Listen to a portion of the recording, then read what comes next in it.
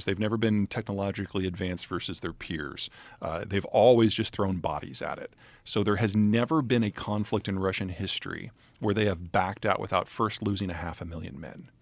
We're at about 100,000 now. We have a long way to go before the Russian military breaks. So the Russians have lost roughly 100,000? That's the best guess at the How moment. many Ukrainians have been lost? Probably about a third of that. But that is a third in terms of military forces. In terms of civilians, we really don't know.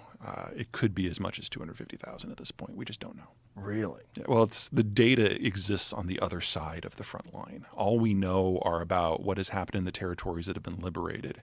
And if you think of things like Bucha and Izium, German radio intercepts told us as far back as May that there were at least 70 places behind Russian lines that had suffered massacres like Izium, like Bucha.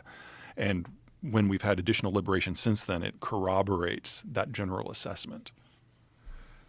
So, that's piece one that you can be a little depressed about. The piece two, the Russians see this as an existential fight for their survival. They feel if they don't get those blocking positions, they're doomed, and they're probably right. But we now know that the Russians are fighting so badly. They're doing much worse than the Iraqis did in 1992. Really? Oh, yeah. If we had a direct fight now between NATO and Russia, it would be 1,001 casualties. And I don't know anyone at the Defense Department who's happy about that. Because if the Russians see this as an existential conflict, and they know they can't hold a match to NATO, then nukes are their only option. So the primary reason why everyone in the West has gotten shoulder to shoulder on this is they know that if Ukraine falls and Poland's next, there will be a direct fight, the Russians will lose, and then there will be a general nuclear exchange.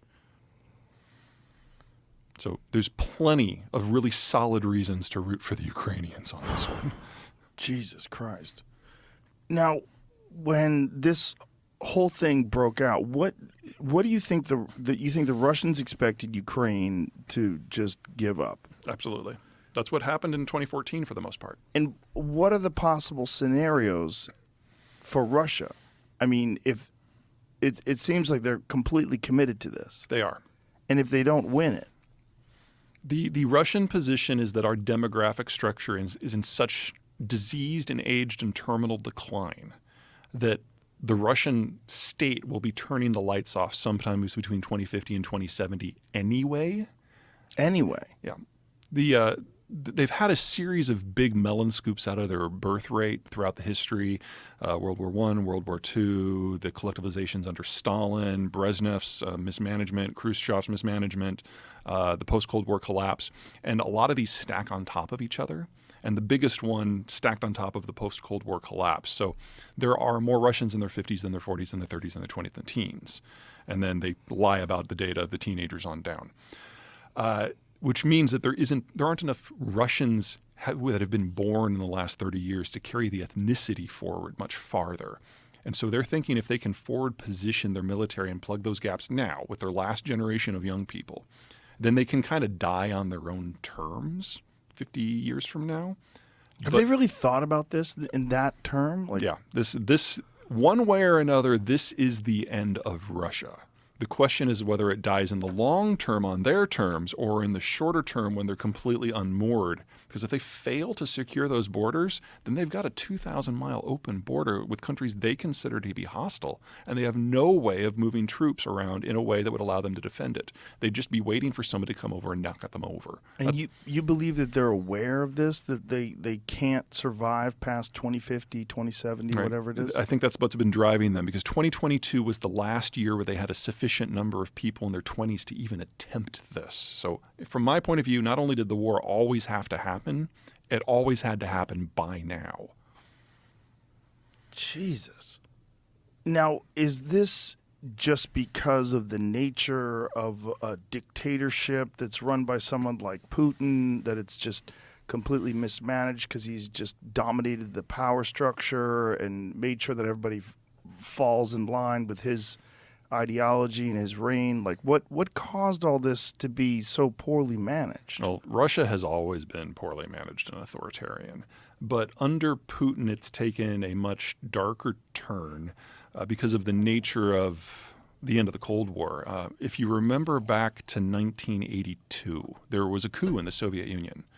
And Chernomyrdin and Andropov and Gorbachev were FSB, well, then KGB agents who basically overthrew the old system of Brezhnev and took over and because they're the only ones who really had a full understanding of what was going on. They controlled the information. They were not able to save the system, and so it broke. And Putin is the successor to that legacy because he was also in the KGB. And we're now in an environment that between the terminal demographic structure of the Soviet/Russian system and Putin's personal paranoia, so he's gone through and purged what was left of the KGB, FSB, of anyone who has personal ambitions to succeed him.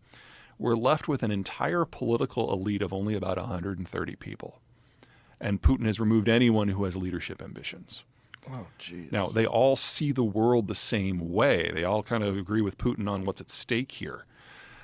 But it does mean that when this generation is gone, this is it. This is all the leadership talent that the country has. So because of his sort of top-down approach, he's eliminated all the possibility of future leaders in some way. Even if Russia did have a replacement generation coming up, and it doesn't, he's taken steps to make sure that they can't challenge him.